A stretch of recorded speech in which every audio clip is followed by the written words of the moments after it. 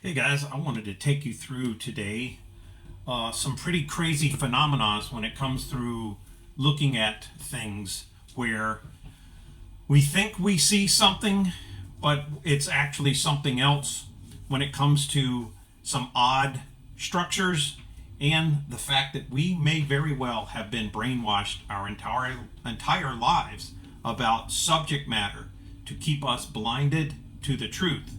Also, we are looking at the idea, which is becoming a strange phenomenon people cannot understand now, is what the Mandela effect might have really done. And it is possible that the Mandela effect did more than change cereal boxes and lines from movies. It very well may have completely altered our past history. Now, I'm going to give you a concept that many of you probably don't fully understand here. And that is, it is possible that the creators of the alternate timelines, this CERN effect, this Mandela effect, which we believe is orchestrated by people, they planned it out to do it on purpose. What was the plan? The plan was to alter the past in such a way that it affected, possibly even altering the effect and making our timeline one where Jesus never came. Now think about this. If they can change the past through altering these things, and now Christians will hear what I just said, and they will say, oh, God would never allow this, and God would never allow that. I will say to you, the fallen angels came to this earth before the flood. The fallen angels so altered this universe. They so altered this place we live, the land we live on. They completely changed the entire landscape. Animals, birds, beasts, chimera, alternate humans, creating a breed of humans that weren't human any longer. They tried to breed out humankind in order to keep Christ from being able to come as a seed of Adam. So God had to take Noah and his generations, being pure back to Adam, and his family, and put them on an ark to save the coming of Christ, to save man, and to preserve the promise. But what I'm telling you, if you're a Christian and you are saying this is not possible, nothing would ever be allowed to the extent of men to alter our environment, to alter our past, to alter our history, that they would even try so far as to erase Jesus ever coming during our timeline, or to erase the millennial reign of Christ. Now, I'm not saying they got away with it, but I'm saying it's very possible they made the attempt to do this. I know that hurts your mind. I know that you want to think that God would never allow certain things to happen. But many things happen in our lives that we think God would not allow, that have been allowed. We do not know fully the mind of God when it comes to his plans, or the ability of the fallen angels to alter our landscape and our lives if men comply to it in rebellion to God. Let's take a look now at what we're seeing here. It looks like what we have been told in this image, that this is simply a formation by nature. But as you progress through this, you may begin to see that these anomalies we're looking at, these weird looking rock structures with these different layers, it's very possible these are actually ancient giant cities. There is a reason that these things have been destroyed, or they attempt to cover them up. There's a reason that certain ancient cities with Tartarian buildings and such are blown to smithereens during war, carpet bombed, just wiped completely out, bombing civilians even. These structures we look at, such as these here, look like towers. But when we look at ancient cities, or even cities themselves, it's possible that they were melted by some catastrophic and advanced weapon, changing the structure of buildings to look like rocks. But as we observe, there is some strange reason. They have blown up all these buildings, and there may very well have been ancient structures and cities that were what they call melted rock. Even what we are told about the Grand Canyon and these canyons and things that exist, when you observe them very well, some of them have 90-degree angles, and where they say the river carved into it and cut.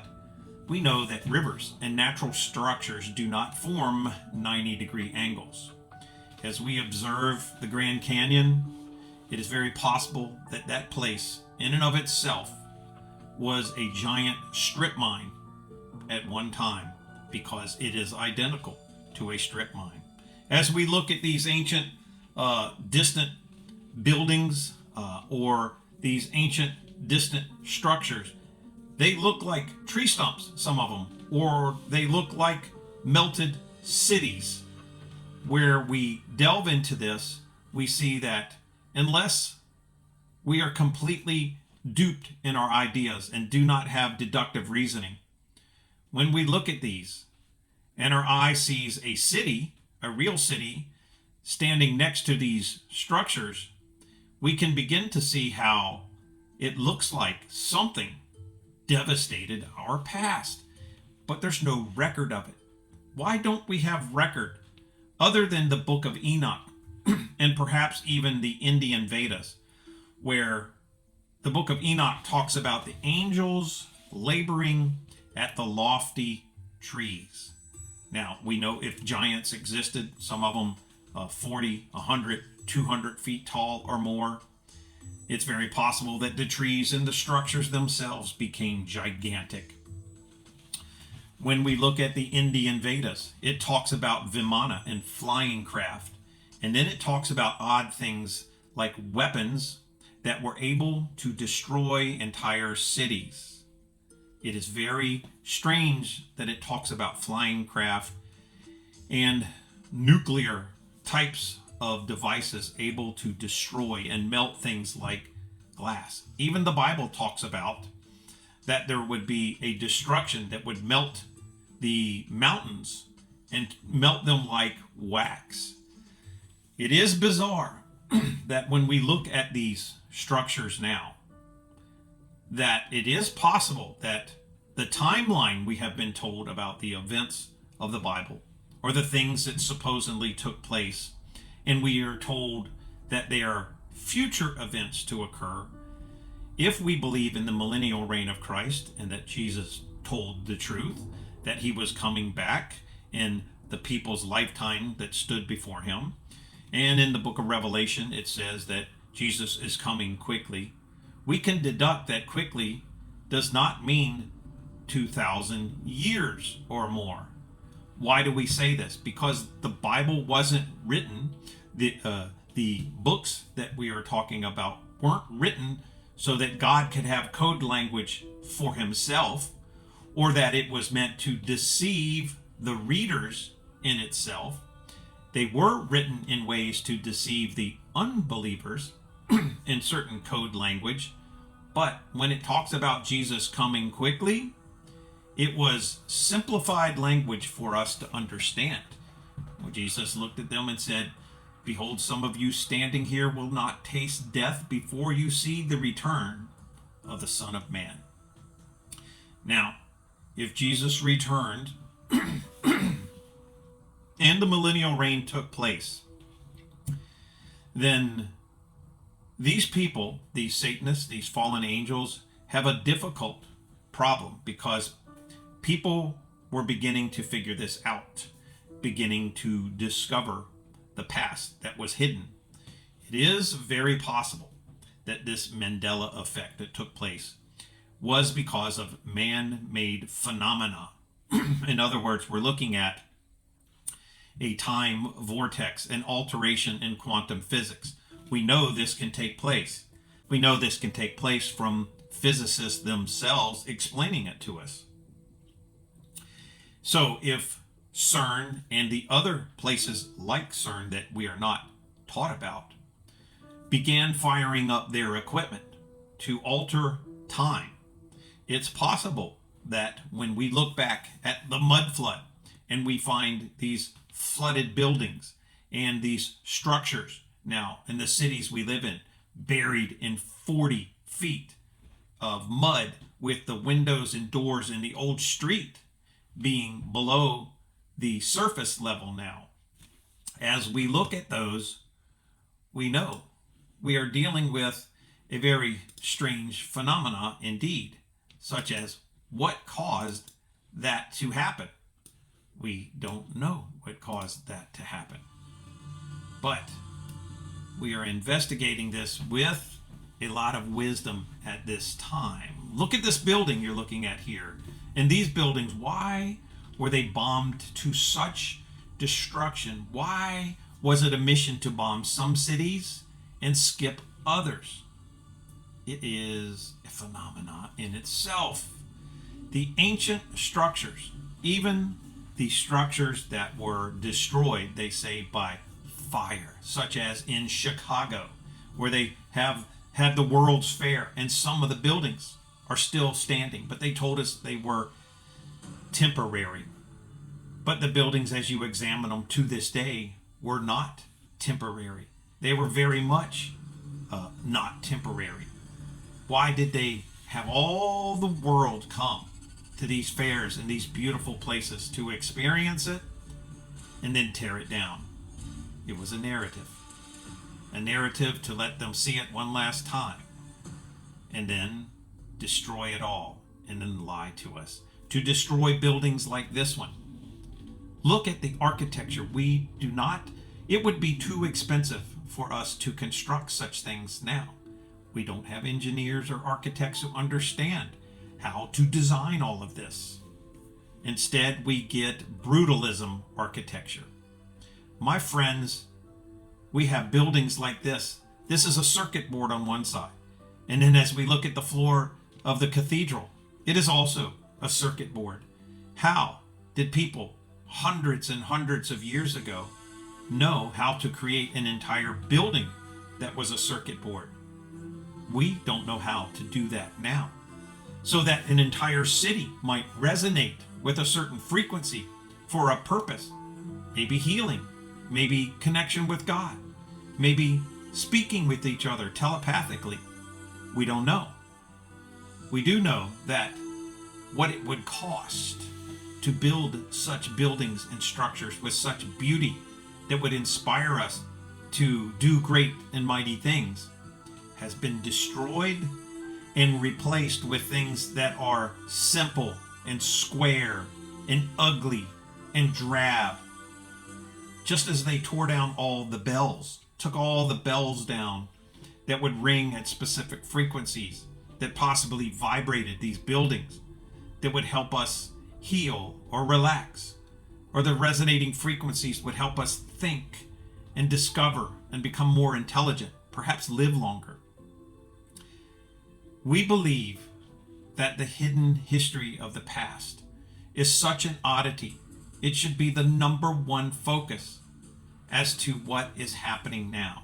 My friends, I exposed this to you for a reason. That someone has hidden this. They know what's going on. But we do not know what's going on. Most of the world is even blind to the fact that the mud flood and the melted buildings and these structures even exist. I'm telling you, my family, we do not know what we live on. We do not know where we live. We do not know our real history. We do not know our past, so we cannot fully understand our future. My friends, most people try to explain and understand the Bible and the information in it based off the false paradigm we have been given about where we live, about history and about science. So our minds go to trying to figure out what the Bible is telling us, but we cannot fully understand it because we have a false paradigm about this place we live. We do not know our history correctly. We need to find it out. we need to join together and discover what someone may know that they're not telling us. But as for right now, the spinning ball Earth, in its limited size, this blue marble is a lie. I have proven that from NASA footage. It is fake. The blue marble, we live on something much larger than we've been told, which means, according to the old maps, we have even seen there are continents beyond the border where we are not allowed to travel past what they call Antarctica, like this map. As you can see, there are land masses someone mapped out many years ago past the Arctic wall. When you begin talking about this, who appears? You see the Agent Smith effect take place in people. And the once calm and normal person sitting there, despite the evidence and proof you're giving them, Agent Smith will pop up out of the matrix and begin to battle you. Star forts, Indian temples, these structures like this, we cannot explain how they were built with primitive tools, ox carts. My friends, some of the most intelligent people I know will try to explain this away with the simple excuse and a simple term saying slaves. Some of the smartest people I know will say this, believing it will explain away the mystery. How many slaves could you control with architectural ability beyond that of our current engineers and such today to build these structures? They cannot be built by unintelligent grunt workers. We are talking about highly intelligent people. How did they hide all of this? Who were the odd fellows? What a weird group. Information about people from our past who would set fires. I have read about teams that were constructed. California used to be an island. Have you ever heard of that before? The ancient maps show it as an island. Did you ever learn that in school? If you don't learn that in school, you know they hid that from you. And hiding things from you is guilt by omission that they don't want you to know. What are all these tunnels and cities below the Earth's surfaces that could hold 20, 30,000 people who could live in them? How is that even possible? They weren't inhabited by humans, perhaps. No one can live underground. Why is the capital of the United States?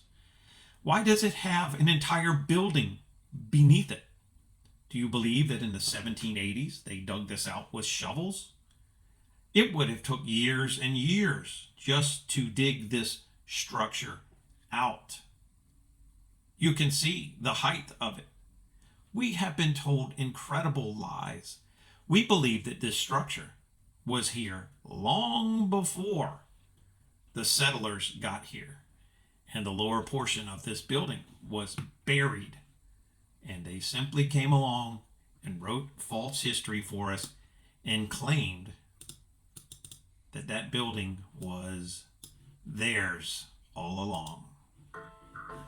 It is quite strange, I have to admit, all of this, and we cannot explain how these structures got underground with the technology involved, how the entire world was buried in mud and no one can tell us, why our Capitol buildings were lied about and the windows buried underneath mud. Who lived in these underground cities? They weren't humans. You cannot burn torches 24 hours a day or have sewage in bathrooms for humans like this. How did our cities get buried in mud where a cataclysm would have taken place that would have killed off most of the world's population, the food, supplies, the crops, yet there is not a single mention of it? How is this even possible?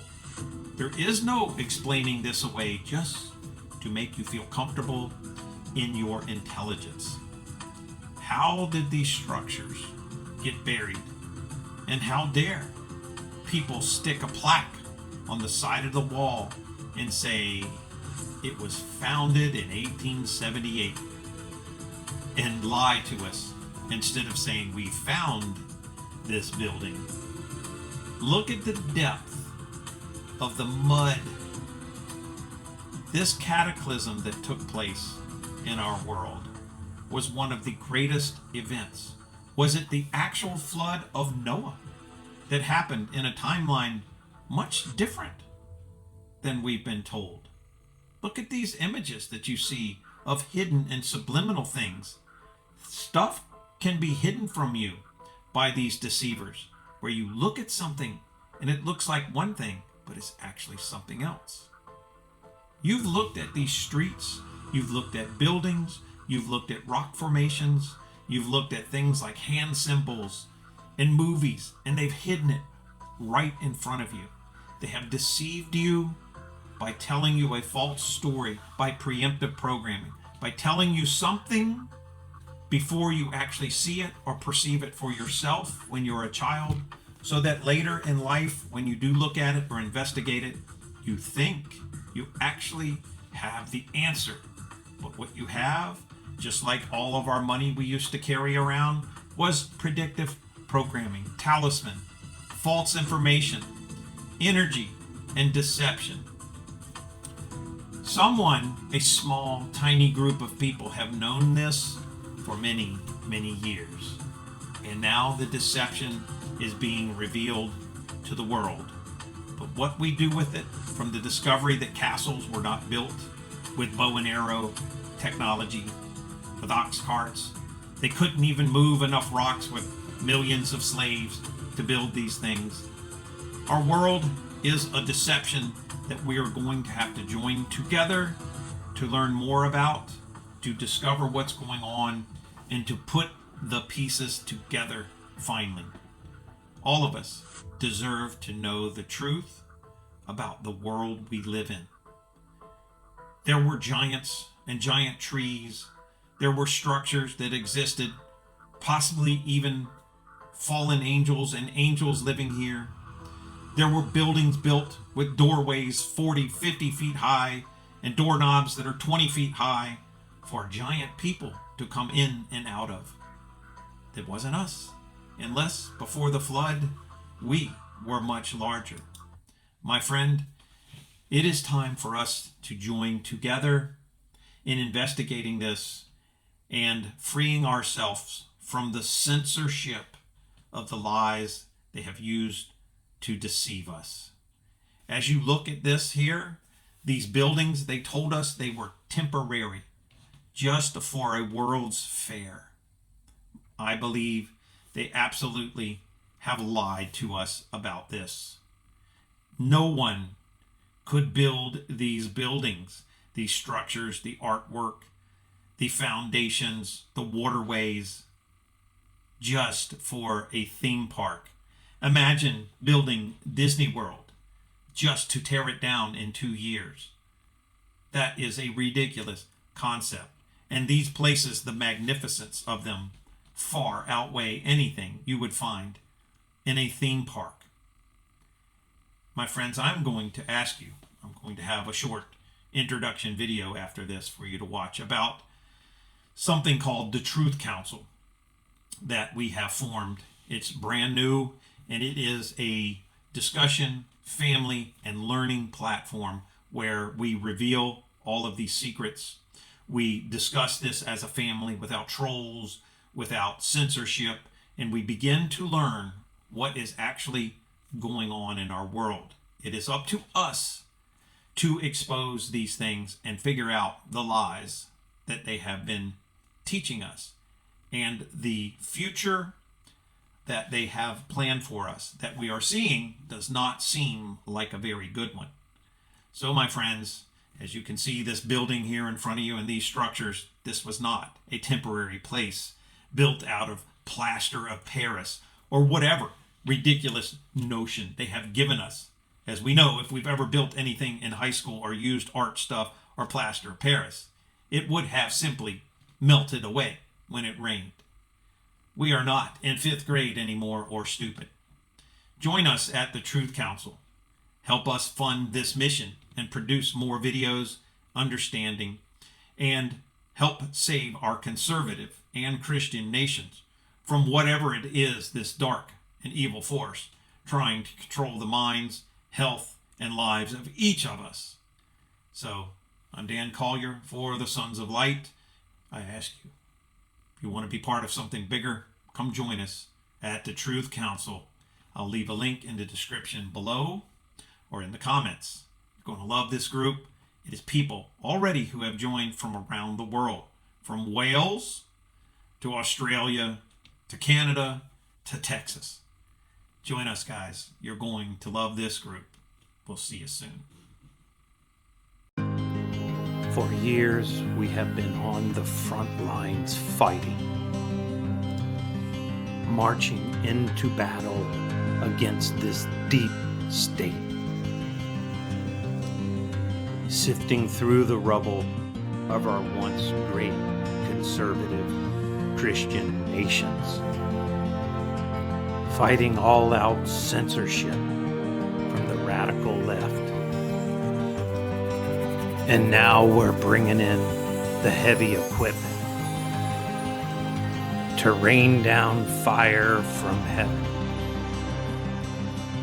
Too many have sacrificed to give up our lands to an alien enemy. It's time to let freedom soar. We are the Truth Council.